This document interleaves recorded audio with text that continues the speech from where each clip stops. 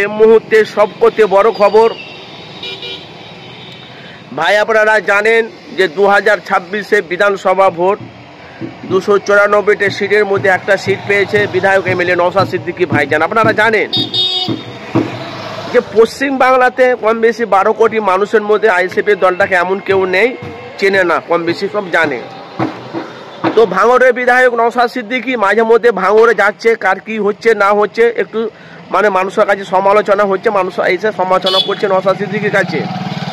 এখন ভাই নতুন আপডেট আপনাদের কাছে নিয়ে এসেছি আমি আপনাদের কাছে, যে ভাঙড়ের মহিলারা প্রস্তুত আছে, আগামী দিনে বিধানসভার অপেক্ষায় আছে। তো মহিলারা বলছে এবার আমরা ঝড় কাকে বলে আমরা আগামী দিনে আমরা যারা বিরোধী দল তাদেরকে আমরা বুঝিয়ে দেবো। এখন মহিলাদের ঝড় উঠেছে যে 2026-এ নওশাদকে আমরা আবার জিতাবো, একদম 100-র মধ্যে 100% কনফার্ম। সোশ্যাল মিডিয়া এখন তারপর আমরা দেখতে পাচ্ছি যে যেখানে শওকত মোল্লা অন ক্যামেরার সামনে চ্যালেঞ্জ করেছে আমি ভাঙড় থেকে নওশাদকে হারাবো, সে ভাঙড়ের মহিলারা এখন প্রস্তুত।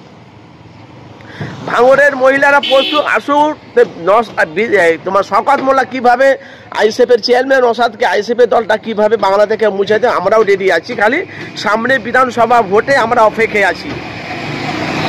আর বাংলাতে যেভাবে এখন আইএসএফের দলটা বাংলাতে যেভাবে মানুষের কাছে পৌঁছাচ্ছে ভাইজান কি বলবো,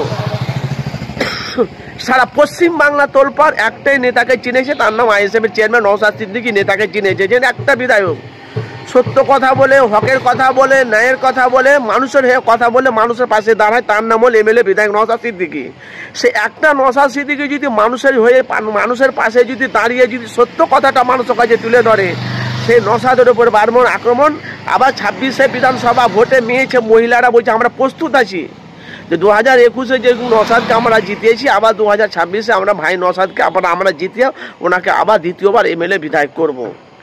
এলাকায় যা করার হোক আমরা ভাঙড়ের মহিলারা মেয়ে ছেলেরা ভাঙড়বাসী আগামী দিনের জন্য আমরা রেডি আছি। কিভাবে ভাইজানকে জিতাতে হবে সে প্রস্তুতি আমরা নিয়ে আছি। আপনাদের মূল্যবান মতামত জানাবেন, কেন ভাঙড়ের মহিলারা একাই 100 নওশাদকে জিতাবে, আগামী দিনে বিধানসভায় ওরা অপেক্ষায় আছে। তো কবে বিধানসভাটা হবে, কবে আমরা ভাইজানকে জিতিয়ে ফুলে মালা পরাবো। কিন্তু মহিলারা ক্ষোভ, লক্ষ লক্ষ মহিলারা তারা নওশাদকে একভাবে চেনেছে।